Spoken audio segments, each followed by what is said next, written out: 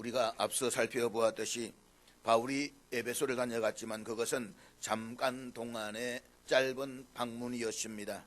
고린도에서 1년 6개월을 머물면서 복음을 전했던 바울은 3년여 동안의 제2차 전도여행을 매듭짓기 위해서 자신을 파송했던 수리아 안디옥으로 돌아가는 과정에서 기항지로 에베소에 잠시 들러서 복음을 전했습니다.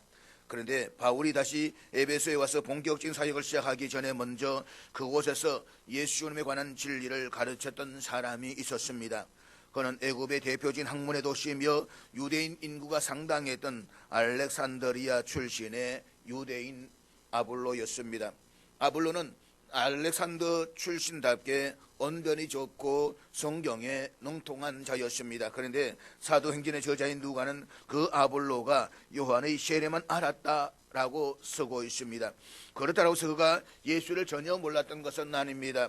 그가 예수에 관한 것을 자세히 말하며 가르쳤기 때문입니다. 그렇지만 그가 전하는 예수님에 관한 메시지에는 무언가 부족한 점이 있었습니다. 그런 불구하고 그는 이 사실을 깨닫지를 못하고 회당에서 예수님에 관하여 확신에 차서 열정적으로 증언했습니다. 그런데 그가 증언하고 있는 그곳 회당에 브리스길라와 아굴라 부부가 참석해서 듣고 있었습니다. 그리고 그들은 아볼로가 전하는 복음에 아주 중요한 핵심 내용이 빠져 있다는 것을 간파했습니다. 그래서 브리스길라와 아굴라 부부는 그를 자기 집으로 데려다가 하나님의 도를 더 자세히 풀어주었습니다. 사도행전의 저자인 누가는 아볼로가 전하는데 뭔가 부족했던 그 내용이 무엇이었는지에 대해서는 자세하게 설명하지 않아서 정확하게 알 수는 없습니다. 다만 28절의 맥락에서 추측은 가능합니다. 처음에 아볼로가 요한의 세례만 알면서 예수님에 대해서 가르치다가 브리스길라와 아굴라 부부에게 배운 이후에 아가야에 가서는 성경을 풀어서 예수는 그리스도라는 사실을 증거했습니다. 이런 맥락에서 보자면 아볼로가 처음에는 회개를 선포한 요한의 세례와 그 뒤를 이었던 예수님의 초기 사역에 대해서만 알고 그것을 구약 성경의 가르침과 연계해서 설명했던 것으로 보여집니다. 즉 아볼로는 예수님의 각종 교훈과 하나님의 나라에 대한 기대만을 알고 있었을 뿐 예수님의 고난과 십자가의 죽으심 그리고 부활의 복음적인 핵심 진리는 몰랐다는 것입니다. 이것을 눈치챘던 브리스길라와 아굴라 부부가 그에게 복음의 핵심적인 진리를 풀어서 가르쳐 주었고 그 이후 그는 예수님이 구약성경이 가르치고 예언한 바로 그 메시아 그 그리스도라는 사실을 복음의 진리를 선포할 수가 있었던 것입니다. 이후에 아볼로는 고린도에서 1년 6개월 동안 복음을 전하다가 수리아의 안디옥으로 떠나간 바울의 빈자리를 자신도 모르게 채웠습니다. 그 덕분에 에베소를 다시 찾은 바울은 사도행전 20장 21절의 증언처럼 로마 제국의 4대 도시인 에베소에서 3년 동안이나 머물면서 복음을 더 깊이 더 넓게 전할 수가 있었습니다. 그때까지 바울과 아볼로는 서로 대면한 적이 한 번도 없었습니다. 바울이 아볼로에게 앞으로는 3년 동안 에베소에서 교인들을 책임질 테니까 내가 개척한 고린도 교회는 당분간 당신이 돌보아 줬으면 좋겠다 라고 편지를 써 보낸 적도 없었습니다. 그들은 각각 다른 공간과 환경 그리고 다른 환경 상황 속에서 주님의 인도하심을 따라 매일 주어진 삶에 최선을 다하며 살았을 뿐이었습니다. 그러나 주님께서는 에베소에서 브리스길라와 아굴라 부부를 도구로 삼아서 복음으로 무장시킨 아볼로를 바울이 떠난 고린도에 보내셨습니다. 그리고 제3차 전도 여행을 시작한 바울을 오늘날 튀르키예 대륙인 당시의 소아시아 반도를 위해서 에베소에 장기간 머물게 하심으로써 그 시대를 향한 당신의 섭리를 한치의 오차도 없이 성취하셨던 것입니다. 그렇습니다. 우리 살아가면서 때때로 나름대로 철저하게 계획을 세우고 또 그것을 위해서 실천하지만 그 계획이 무참하게 무산될 때도 있습니다. 그렇지만 바로 그와 같은 우리의 삶을 통해서 이 시대를 향한 주님의 섭리가 거미줄처럼 치밀하게 이루어지고 있음을 우리는 잊지 말아야만 합니다. 그리한다면 우리의 상황이나 주어진 환경과는 상관없이 우리는 주님 안에서 절대적인 의미를 지니는 삶으로 엮어져 가게 될 것입니다. 그러므로 어떤 상황에서도 모든 것이 합력의 선을 이루시는 하나님의 신실하심을 전적으로 신뢰하고 믿을 수 있는 저와 될 수 있기를 주의 이름으로 축복합니다. 오늘 본문의 19장은 이렇게 시작이 되는데 1절 말씀을 우리 다 같이 읽도록 하겠습니다. 아볼로가 고린도에 있을 때에 바울이 윗지방으로 다녀 에베소에 와서 어떤 제자들을 만나. 본문에서 사도행전의 저자인 누가는 바울이 윗지방으로 다녀라는 표현을 씀으로써 바울의 전도사역을 향한 변함없는 열정을 보여주고 있습니다. 여기에서 윗지방은 에베소가 있는 아시아의 동북쪽에 위치한 험준한 지역인 갈라디아와 부르기아 땅으로 보여집니다. 사도행전 28장 22절의 정언처럼 수리아의 안디옥에서 제3차 전도에 시작한 바울은 갈라디아와 부르기아 땅을 차례로 거쳐가면서 에베소에 이르게 된 것입니다. 더 정확하게 말씀을 드리자면 앞에서 지도에서 볼 수가 있는 것처럼 바울이 에베소 이르기 전에 제1차 전도 여행 중에 복음을 전했던 도시인 더베와 루스드라, 이고니온, 비시리아 안디옥을 제2차 전도 여행 때처럼 먼저 방문을 했다는 것입니다. 바울이 수리아 안디옥에서 제3차 전도 여행을 시작하면서 걸어서 북쪽으로 올라가서 동쪽에 있는 더베로 진출하기 위해서는 경로상 반드시 자신의 고향인 다소를 거쳐 가야만 했습니다. 그러나 제2차 전도여행 때도 그랬지만 제3차 전도여행을 다루고 있는 오늘 본문에서도 바울이 고향인 다소를 거쳤다라는 사실은 언급되어져 있지 않습니다. 젊은 시절에 다메섹에서 부활의 주님을 만난 이후 무려 13년 동안 고향에 집거해야만 했던 바울이 오랜만에 고향을 다시 찾아가서 그리운 가족 친지들과 재상공의 기쁨을 나누었다라는 내용은 어디에도 찾아볼 수가 없습니다. 그런 일이 설령 있었다라고 할지라도 주님의 부르심을 받은 바울에게는 그것이 절대적인 의미를 지닌 일이 아니었기 때문입니다. 그러고 보면 지중해 세계를 여러 차례 누비고 다녔던 바울이었지만 잠시라도 그의 가족을 만나서 행복의 순간을 나누었다라는 정언은 성경 어디에도 기록되어져 있지 않습니다. 다만 사도행전의 저자인 누가는 바울의 전도 여행을 아주 극도로 절제된 사실적 문체로만 기록하고 있는 것입니다. 그렇지만 우리는 그 행간에서 오직 예수 그리스도라시라는 복음 하나를 들고 수많은 난관을 뚫고 낯선 땅 타지를 찾아다니던 바울의 고뇌와 열정, 그리고 그의 눈길과 숨소리를 느낄 수가 있어야만 합니다. 그는 죄인 중에 괴수했던 자신을 찾아오시고 이방인의 사도로 선택하셨던 주님의 은혜를 생각하면서 자신의 손과 발을 주님의 손과 발이 되어서 복음을 전했습니다. 따라서 2000년 전 지중해를 중심으로 한 수많은 지역을 찾아다니면서 헬라와 유대 문화의 전통적인 권위에 도전하면서 예수 그리스도의 복음을 전하던 바울의 발걸음과 숨결을 잊지 말아야만 합니다. 수리 안디옥 돌아가는 길에 잠시 에베소에 들러서 복음을 전했던 바울은 더 오래 있어주기를 요청하는 그곳 사람들의 요청을 일정상의 이유로 만일 하나님의 뜻이면 돌아오리라는 약속을 남겨두고 수리아의 안디옥으로 돌아갔습니다. 그리고 마침내 바울은 자신의 그 약속을 지켜서 다시 에베소에 오게 됩니다. 그런데 에베소를 다시 찾아온 바울은 그곳에서 어떤 제자들을 만났다라고 했습니다. 그리고 7절에서는 그들의 수가 12사람쯤 되었다라고 정언을 하고 있습니다. 바울이 에베소에서 만났던 제자들이 구체적으로 어떤 사람들인가에 대해서는 대체적으로 두 가지의 설이 있습니다. 하나는 이들은 요한의 세례만 알고 예수님의 세례를 알지 못했다는 점에서 팔레스틴에서 흘러들어온 세례 요한의 제자로서 세례 요한의 죽자 흩어져 요한의 세례를 전한 사람들이었다라고 하는 것입니다. 그렇지만 다수의 학자들이 지지하고 있는 또 다른 하나는 이들을 에베소에서 아볼로로부터 성경을 배웠던 자들로서 성령의 존재에 대해서 알지 못했던 초기 결신자들이었다라고 하는 것입니다. 그리고 본문에서 이들을 가리켜서 어떤 제자들이라고 부르고 있는 것은 이들은 바울이 처음 보는 사람들이었다라고 하는 것입니다.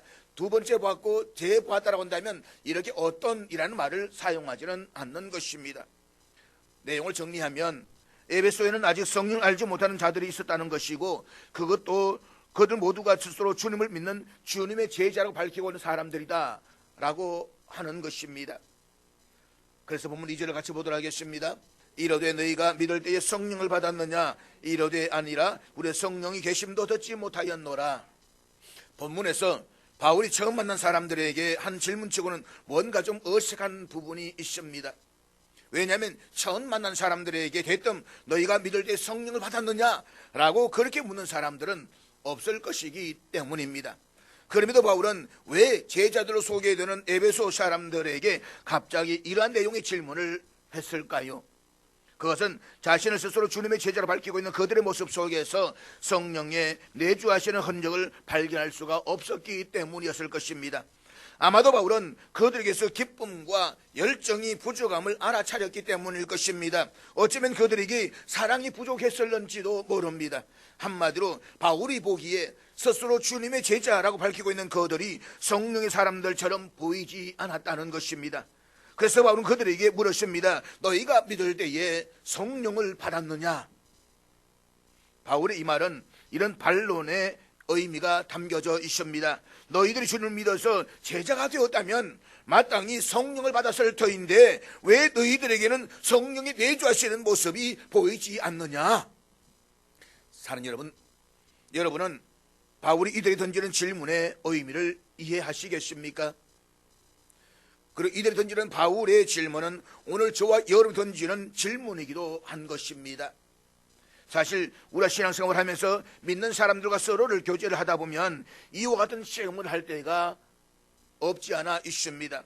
자신은 예수를 믿는 사람이라고 말하는데 만나서 이야기를 나누고 교제를 하는 동안에 그 사람에게서는 그리스도인으로서의 어떠한 모습도 볼 수가 없습니다. 그가 직분도 맡았고 교회도 열심을 내지만 성령의 사람이 아니라 세상적인 즐거움과 노래에 더 관심이 많은 이상한 교인이라는 느낌이 들 때가 있는 것입니다. 그렇기 때문에 예수님께서 일찍이 이렇게 말씀하신 적이 있습니다. 열매를 보아서 그 나무를 알 수가 있다. 나무가 어떻게 생겼느냐, 잎이 얼마나 무성하냐, 가지가 얼마나 퍼졌느냐라고 하는 것이 중요한 것이 아니라는 것입니다. 그 나무가 어떤 열매를 맺었느냐라고 하는 것이 더 중요합니다. 그렇습니다, 여러분. 그가 신앙생활을 얼마나 오래 했느냐, 몇 대째 신앙생활을 하느냐, 교회에서 무슨 봉사를 하느냐, 무슨 직분을 맡았느냐라고 하는 것 이전에 보다 더 중요한 것이 있습니다. 그것은 그의 인격에서 무슨 열매가 있느냐라고 하는 것입니다. 내가 믿음의 사람이다 라고 아무리 외친다라고 해서 내가 믿음의 사람이 되는 것이 아닙니다. 나에게서 믿음의 사람이라고 말할 수 있는 인격의 열매, 성령의 열매가 맺어져야만 하는 것입니다. 보십시오. 바울은 에베소에서 자신들이 주님의 제자로 소개하고 있는 어떤 제자들을 만났습니다. 그런데 그들에게서 성령에 의해서 거듭났다는 삶의 모습이 보이지 않습니다. 믿음의 사람 할 수 있는 열매가 보이지 않습니다. 그래서 묻습니다. 너희가 믿을 때에 성령을 받았느냐? 이 생을 살면서 성령을 받았느냐라고 하는 것은 신앙생활에서 가장 중요한 질문입니다. 왜냐하면 성령을 받아야만 예수를 주라고 시인할 수가 있기 때문입니다. 바울은 성령을 힘입지 않고서는 아무도 예수는 주님이시다라고 말할 수 없다라고 했습니다. 무엇보다도 성령을 받아야만 인생의 근본적으로 달라질 수가 있습니다. 성령을 받아야만 은혜로우신 하나님께서 나에게 지혜도 주시고 능력도 주십니다. 우리는 단순히 지적이고 이론적인 예수를 믿어서는 안 됩니다. 지금도 살아계셔서 내 안에서 역사하시는 부활의 예수님을 만나야만 합니다. 지금은 은혜 받을 만한 때라고 있습니다. 그러므로 사는 여러분, 이 시간 성령의 충만함을 받으시기를 주의 이름으로 축복합니다. 내가 살고 내 가정이 살고 이 땅이 사는 길은 우리 모두가 성령의 충만함을 받는 길 외에 다른 길은 없습니다. 너희가 믿을 때에 성령을 받았느냐라는 바울의 질문에 그들은 이렇게 대답을 했습니다. 우리는 성령의 계심도 듣지 못하였노라. 우리말로 번역된 본문은 당시의 분위기를 정확하게 전달하지 못하고 있지만 원문에서는 당시 에베소의 사람들이 상당히 말을 머뭇거리면서 당황하는 말투를 실감 있게 느낄 수가 있습니다. 이들의 당황하는 대답에 바울이 다시 묻는데 본문 3절 말씀입니다. 바울이 이르되 그러면 너희가 무슨 세례를 받았느냐? 대답하되 요한의 세례니라. 본문에서 볼 수가 있듯이 너희가 무슨 세례를 받았느냐? 라는 바울의 물음에 그들은 요한의 세례라고 대답했습니다. 지난주에 말씀을 드렸듯이 본문에서 말하고 있는 이 요한은 요단강에서 회개를 외치는 세례를 베풀었던 그 세례 요한이었습니다. 세례 요한의 세례는 오실 메시아를 대망하며 그를 바라보게끔 하는 세례였습니다. 그래서 누가복음 3장에서 요한의 세례와 예수님의 세례를 비교하면서 예수님의 세례를 성령과 연결시키고 있습니다. 반면에 요한의 세례는 회개를 담고 있지만 성령과는 연결되지 않습니다. 오히려 세례 요한은 자신이 성령의 세례를 대망한다라고 했습니다. 그래서 세례는 직접 자신의 입으로 자신이 주는 물세례는 회개함으로써 죄의 씻음을 얻게 하는 세례이고, 예수님의 세례는 성령과 불로 베푸시는 구원의 세례임을 분명히 밝혔던 것입니다. 그런데 세례 요한은 사람들에게 예수님을 향해서 돌아설 것을 요구하는 회개 세례를 설파하기는 했지만 정작 자신은 예수님의 십자가 고난과 부활을 보지 못한 채 순교를 당했습니다. 그가 순교한 뒤에 그의 제자들 가운데 사방으로 흩어져서 예수님을 전한 사람들이 있었습니다. 그러나 그들이 알고 전했던 예수님도 예수님의 공생의 초기에 국한된 예수님의 삶과 그의 교훈들이었습니다. 그들도 역시 세례 요한처럼 예수님이 전한 복음은 복음의 일부일 뿐이었다는 것입니다. 그러므로 전한 복음은 중요하지 않습니다. 정말 중요한 것은 우리가 믿는 예수 그리스도의 구속과 죽으심과 부활에 관한 이야기인 것입니다. 서두에 말씀을 드렸던 아볼로도 그런 사람 중에 한 명이었습니다. 그러면 우리는 바울이 에베소에서 만난 요한의 세례를 받은 본문의 어떤 제자들은 브리스길라와 아굴라 부부로부터 온전한 복음을 전수받기 이전에 아볼로에게서 요한의 세례에 대해서만 듣고 배운 사람들이다라는 사실을 우리가 알게 됩니다. 한마디로 그들은 교회 생활은 잘하고 있었지만 아직도 성령의 체험이 없었던 사람들이었습니다. 그들은 세례 요한의 세례만 받고 단지 도덕적이고 윤리적인 신앙 생활만을 하고 있었던 사람들이었습니다. 그러나 그들은 성령의 능력을 체험한 적이 없었습니다. 아니, 그들은 성령이 계시다는 것조차도 들어본 적이 없는 사람들이었습니다. 그들은 예수를 믿고 스스로 주님의 제자라고 말하면서도 성령에 대해서는 전혀 모르고 있었습니다. 그들은 그리스도인이라는 이름은 가졌으나 아직도 바른 신앙생활을 하고 있었던 것이 아니었습니다. 왜냐하면 성령을 받지 않고서는 진정한 그리스도인이 될 수가 없기 때문입니다. 성령은 우리의 속사람을 능력으로 강건하게 하십니다. 그렇기 때문에 우리는 성령의 충만함을 받아야만 하는 것입니다. 그런 사람 여러분, 이것이 어디 이 사람들만 그랬겠습니까? 실제로는 많은 그리스도인들 가운데서도 성령의 내주하심과 역사하심에 대해서 전적으로 무지한 사람들이 얼마나 많이 있습니까? 그 오랜 세월 동안 예수를 믿었다라고 말하면서도 성령의 체험이 없는 사람들이 얼마나 많이 있습니까? 물론 성령에 관해서는 듣기는 많이 들었습니다. 이론적으로는 성령에 대해서 너무나 잘 알고 있습니다. 그러나 실제로 성령의 역사가 무엇인지 자기 안에서 확신을 갖지 못하는 사람들이 우리 주위에는 얼마든지 있습니다. 이런 사람을 가리켜 소위 기형적 그리스도인이라고 말합니다. 머리로는 너무나도 잘 알고 있습니다. 신학적으로 교리적으로 나무랄 것이 없을 정도로 너무너무 잘 알고 있습니다. 그렇지만 살아오면서 성령의 내주하심과 체험이 없습니다. 그래서 가슴은 냉랭하고 차갑습니다. 머리는 엄청나게 커져 있는데 가슴은 너무너무 작습니다. 이런 사람은 신앙생활하는 것이 참으로 힘이 듭니다. 하나님의 말씀을 듣고 깨닫는 것도 힘이 듭니다. 오늘은 신앙과 믿음을 갖는 일도 어렵습니다. 그러므로 우리는 성령을 받아야만 합니다. 그래야 하나님의 일을 힘있게 감당할 수가 있습니다. 기억하십시오. 하나님의 역사는 성령의 역사입니다. 사도행전은 곧 성령행전입니다. 따라서 우리는 주어진 사명을 힘있게 감당하기 위해서 먼저 성령의 능력을 받아야만 합니다. 그러므로 우리의 믿음의 터전 위에 스스로 세우고 성령의 힘과 능력을 받아서 우리의 손과 발을 주님의 손과 발이 되어 하나님이 기쁘시게 하는 저와 여러분들 수 있기를 주의 이름으로 축복합니다. 본문 4절과 5절 말씀을 계속해서 읽도록 하겠습니다. 바울이 이르되 요한이 회개의 세례를 베풀며 백성에게 말하되 내 뒤에 오시는 이를 믿으라 하였으니 이는 곧 예수라 하거늘 그들이 듣고 주 예수의 이름으로 세례를 받으니. 바울은 본문에서 내 뒤에 오시는 이를 믿으라 라고는 세례 요한의 말을 소개하면서 예수님의 말로 세례 요한이 예언하고 증언했던 바로 그 메시아임을 강조했습니다. 그리고 바울의 말을 들었던 그들은 주 예수의 이름으로 세례를 받았습니다. 이것은 그들이 단지 세례란 종교적 형식을 거쳤다라는 의미가 아닙니다. 바울은 로마서 6장에서 세례를 예수님의 십자가 죽음과 연합하여서 옛 사람은 죽고 예수님의 부활과 연합하여 새 사람은 거듭나는 새 생명의 역사로 정리했습니다. 그러므로 요한의 세례만 알던 사람들이 주 예수님의 세례를 받았다라고 하는 것은 십자가의 죽음과 부활을 통해서 구원을 성취하신 예수님을 자신의 주님으로 모셨다라는 말씀인 것입니다.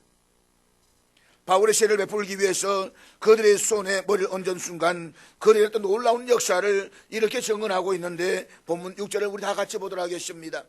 바울이 그들에게 안수함에 성령이 그들에게 임하심으로 방언도 하고 예언도 하니. 그들은 예수의 이름으로 세례를 받았습니다. 그리고 바울이 그들에게 안수하며 기도할 때에 성령이 그들에게 임하셨습니다. 그것은 바울의 손 자체에 무슨 대단한 능력이 있었다는 것을 말하지 않습니다. 바울을 통해 성령이 그들에게 임하심으로써 고작 요한의 세례만 알뿐 십자가의 죽음과 부활을 통한 예수의 구원에 대해서 들어본 적이 없는 그들에게 주님의 구원이 주어졌다는 것입니다. 그들은 주님의 구원을 입기 위해서 어떤 노력을 기울인 적도 없습니다. 그렇지만 그들이 십자가의 예수 그리스도를 믿어서 구원을 얻는 은혜를 성령을 통해서 그들에게 거저 주어진 것입니다. 그렇습니다. 여러분, 우리가 구원받는 것은 우리의 노력으로 된 것이 아닙니다. 우리의 어떤 의지로 된 것이 아닙니다. 성령께서 우리에게 오시고 우리의 감동을 주시며 우리에게 은혜를 주셨기 때문에 내가 은혜를 받은 것이고 이 자리에 앉아 있는 것입니다. 우리의 구원받는 것은 전적인 하나님의 은혜인 것입니다. 그렇다면 우리 오늘 본문 앞에서 이런 질문을 스스로에게 해보아야만 합니다. 나도 과연 성령을 받았는가? 나도 과연 성령을 받았는가? 이 질문에 대한 바울의 대답인데 고린도서 12장 3절 말씀을 우리 앞에 같이 읽도록 하겠습니다. 그러므로 내가 너희에게 알리노니 하나님의 영으로 말하는 자는 누구든지 예수를 저주할 자를 하지 아니하고 또 성령으로 아니고는 누구든지 예수를 주시라 할 수 없느니라. 우리는 예수님을 우리의 주님으로 믿고 고백하는 그리스도인들입니다. 그렇지만 생각하면 생각할수록 이 고백보다 더 어려운 고백은 없습니다. 2000년 전이라고 하면 신라의 시조인 박역것에는 말할 것도 없고 고구려의 시조인 주몽도 알을 깨고 나왔다는 아득한 먼 옛날의 이야기입니다. 그 먼 옛날에 지구 반대편에서 십자가에 못 박히신 예수님을 우리 가운데 누가 목격했습니까? 그 예수님께서 우리의 죄값을 대신 치르시고 우리를 구원해 주시기 위해서 십자가의 제물로 돌아가셨다가 죽음을 깨뜨리시고 부활하셨다는 황당한 이야기를 누가 믿을 수가 있겠습니까? 세상에는 사실을 믿지 않거나 비웃는 사람들이 훨씬 더 많이 있습니다. 하지만 우리는 보지도 못한 황당한 이야기를 믿고 예수님을 우리의 주님으로 고백하고 있습니다. 어떻게 이런 일이 가능했겠습니까? 우리의 노력이나 우리의 지식이나 우리의 인지력으로 된 것입니까? 결코 아닙니다. 우리는 그분을 알지도 못했고 어떤 노력을 기울인 적도 없습니다. 그렇지만 주님의 영이신 성령님께서 우리에게 먼저 임하여 주셨기 때문에 황당하게 짝이 없어 보이는 십자가의 예수님을 우리의 주님으로 믿고 고백하며 오늘도 이 자리에 나와 있는 것입니다. 아멘이십니까? 그렇습니다. 우리가 예수님을 하나님의 아들이시요 그리스도이심을 믿을 수 있도록 은혜를 베풀어 주시는 분은 전적으로 성령 하나님이십니다. 내 이성으로 이해가 되지 않습니다. 내 판단으로 도무지 받아들일 수가 없습니다. 그렇지만 성령께서 내 안에 은혜를 주시고 그 사건이 내 사건이 되게 하시고 나는 골고다에 있게 하시고 그 복음을 받아들이게 하시는 것입니다. 성령님께서 우리 안에 믿음을 주셔서 예수라는 모든 것을 믿을 수 있게 하셨습니다. 뿐만 아니라 성경의 모든 말씀들이 하나님 살아있는 생명의 말씀으로 믿을 수 있게 하셨습니다. 그리고 이 상에서 농력이든 제자의 삶을 살아갈 수 있도록 시간마다 때마다 우리를 도와주십니다. 우리가 본문에서 주목해야 할 것은 바울이 에베소 만난 어떤 제자들에게 너희가 믿을 때에 성령을 받았느냐라고 묻는 것으로부터 시작하고 있다는 것입니다. 그때까지만 해도 요한의 시를 알고 있었던 그들은 예수님의 십자가와 죽음과 부활, 그리고 이 땅에 다시 임하신 주님의 영이신 성령에 대해서는 전혀 모르고 있었습니다. 그런데 그들은 자신들이 모르는 그 부분을 아주 솔직하게 대답을 했습니다. 우리 성령의 계심도 듣지 못하였노라. 사실 우리는 이야기를 하다 보면 뭔가 질문을 하면 뭐를라도 그냥 대충 아는 척 하려고 하는 심성이 있지 않습니까? 뭔가 감추려고 하는 그런 우리 습성들이 우리 안에 있지 않습니까? 그런데 그들은 자신들의 문제가 무엇인가를 알았습니다. 그리고 솔직하게 대답을 했습니다.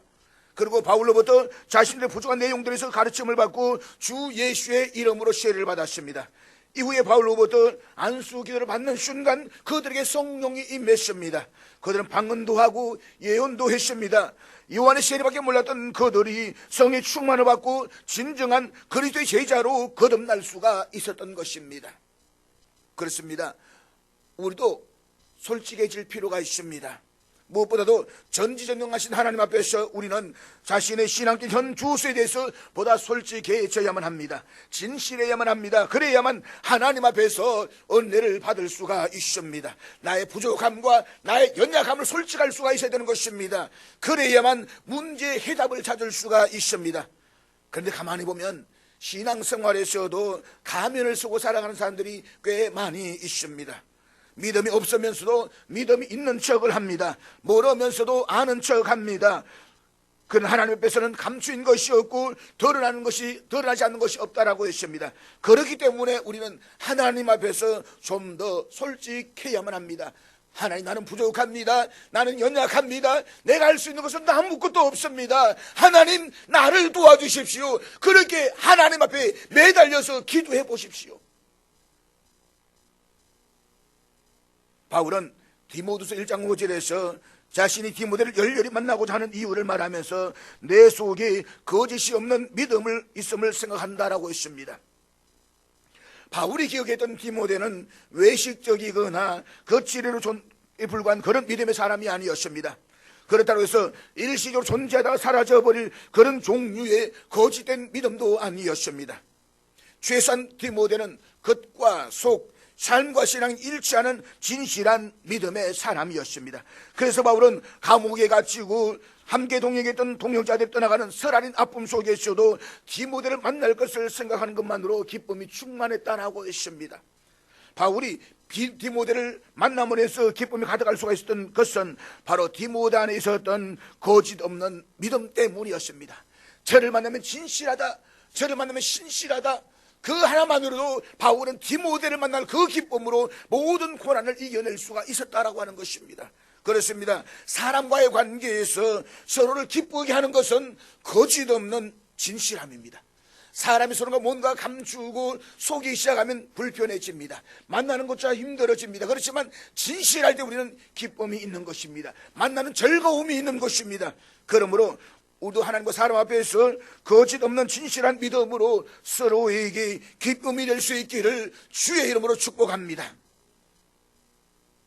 바울이 그들의 머리 위에 손을 얹고 기도하자 성령께서 그들에게 임하셨다라고 했습니다.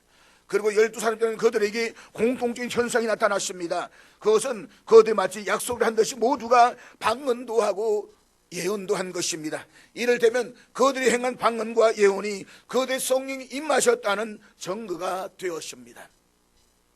일반적으로 방언이라고 하면 영적인 무아적인 상태에서 나오는 이성으로는 이해할 수 없는 천상의 말로 이해되고 있습니다. 자신의 의지와는 상관없이 갑자기 혀가 꼬꾸라지면서 이해할 수 없는 말이 자신에서 터져 나오는 경험은 확실히 성령의 임재를 가장 손쉽게 확인하는 길로 여겨지기도 합니다. 그렇지만 방언을 이처럼 신비로운 외적 현상만으로 이해하기에 고린도 교회를 비롯해서 오랜 교회사에서 방언과 관련된 여러 가지 부작용들이 있어 왔던 것도 사실입니다. 그러나 방언이 성령께서 임하셨다는 증거일 수는 있어도 그것이 유일한 증거일 수는 없습니다. 방언은 성령 임하셨다는 여러 가지 증거들 가운데 하나일 뿐 것입니다. 그래 물론 어떤 교단에서 아직도 여전히 방언이 성령의 전부다라고 강조하는 사람이 있습니다. 심지어 방언을 받아야만 구원받았다라고 말하는 사람들조차 있는 것입니다. 그것은 성경을 제대로 알지 못하는 사람들의 어리석은 궤변인 것입니다. 그리고 방언이 우리 신앙생활에서 유익한 은사이지만 그것을 겸손한 가운데서 적절하게 사용하는 것도 성숙된 그리스도인의 모습일 것입니다. 그리고 본문에서 언급하고 있는 예언은 소위 우리도 알고 있는 점쟁이들이 미래를 알아맞히는 것 같은 그런 예언이 아닙니다. 우리 예언 그러면 마치 예언의 은사를 며칠날 이사가고 뭘 하고 그러면서 쪼치개처럼 잡아내는 그런 예언을 이해하는 사람이 꽤 많이 있습니다. 본문에서 우리말로 예언하다라고 번역된 헬라어 동사는 하나님의 말씀을 맡았다라는 의미입니다. 따라서 성경적인 의미에서의 예언은 하나님의 말씀으로 과거를 해석하며 현재를 분별하고 미래를 예측하면서 자신과 타인의 삶을 말씀 위에 바로 세워주는 것입니다. 즉 예언의 의미는 선포 그 자체에 있는 것이 아니라 하나님의 말씀으로 시대와 세상을 바로 세우는 데 있습니다. 무엇보다 성령이 흘러넘치는 그리스도인들에 있어가지고 삶의 가장 강력한 증거는 사랑입니다. 만일 사랑이 동반되지 않는다면 방언을 하고 예언을 해도 집을 옮길 만한 믿음이 있어도 그것은 울리는 꽹과리가 될 뿐 어떤 것의 증거도 될 수가 없는 것입니다. 그럼 우리는 성령의 은사 가운데서 가장 강력한 은사인 사랑의 은사를 사모해야 되는 것입니다. 그것으로 우리는 예언도 하고 방언도 하고 모든 은사를 함께 이룰 수가 있는 것입니다. 사랑이 없는 은사는 아무것도 아니다라고 했습니다. 사랑하는 여러분, 우리가 믿는 기독교는 보다 착하고 보다 나은 사람을 만드는 도덕 중심의 종교가 아닙니다. 물론 우리는 믿지 않는 사람들보다는 더 착해야만 합니다. 도덕적으로 윤리적으로 좀 더 나아야만 합니다. 우리의 거짓되고 악한 행실로 하나님의 영광을 가리는 일은 결코 없어야만 합니다. 그러나 기독교의 본질은 그것이 아닙니다. 기독교는 죽어가는 사람을 살리는 생명의 종교입니다. 옛 사람을 새 사람을 변화시키는 거듭남의 종교입니다. 죄인을 하나님의 자녀로 바꾸는 구원의 종교입니다. 그렇기 때문에 모든 사람은 사회적 신분과 관계없이 성령으로 거듭나야만 합니다.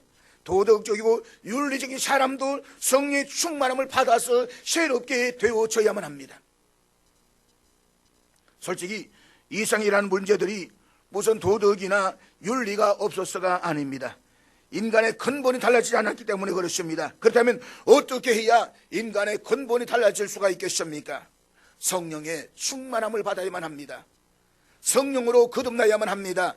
성령으로 우리의 삶이 달라져야 되는 것입니다. 사람이 마음으로 술과 담배를 끊을 수가 없습니다. 도박을 끊을 수가 없습니다. 그러나 그가 교회에 나와서 예수를 구주로 믿고 성령으로 충만함을 받을 때에 그런 변하게 되는 것입니다. 이전의 모습은 지나가고 성령 안에서 새로운 사람이 될 것입니다. 영국의 찰스 스펄전 목사님은 이런 말을 했습니다. 성령과 함께 하지 않는 사람은 동력이 끊어진 방앗간이다. 찹쌀떡이나 인절미 만들 때에 방앗간에 동력이 있으면 수십 가마도 금방 만들어낼 수가 있습니다. 그러나 동력이 끊어지면 사람이 직접 만들어야 하는데 이것이 얼마나 힘들겠습니까? 우리가 성령의 충만을 받으면 성령께서 역사하십니다. 그러나 성령을 받지 못하면 혼자 애쓰고 힘쓰고 노력하다 결국에는 지쳐버리고 마는 것입니다. 그것은 마치 자전거를 타고 오르막길을 올라가는 것과 같습니다. 오토바이를 탄 사람이면 오르막길이든 내리막길이든 상관없이 어디를 간다라고 해도 지치지 않고 쉽게 갈 수가 있습니다. 그러나 자전거를 탄 사람은 오르막길에서 허덕거리며 지치고 말 것입니다. 마찬가지로 성령을 받은 사람은 오토바이를 탄 사람과 같이 결코 지치지 않습니다. 힘차게 사명을 감당해 나갈 수가 있는 것입니다. 그러므로 사랑하는 여러분, 성령의 충만함을 받으십시오. 성령을 받아야 능력 있는 제자가 될 수가 있습니다. 성령을 받아야 사명을 충성되게 감당할 수가 있습니다. 우리가 성의 충만을 받지 않으면 우리 결코 주의 일을 감당할 수가 없습니다. 그러나 성령의 충만함을 받으면 하나님께서 은총을 베풀어 주셔서 광야와 같은 인생을 보다 농력 있게 살아갈 수가 있는 것입니다. 그러므로 우리 모두 에베소의 제자들처럼 성의 충만함을 받아서 하나님의 말씀으로 현재를 분별하며 어두워진 이생을 밝히는 주님의 제자된 사명을 충성되게 감당해 나가는 저와 될 수 있기를 주의 이름으로 축복합니다.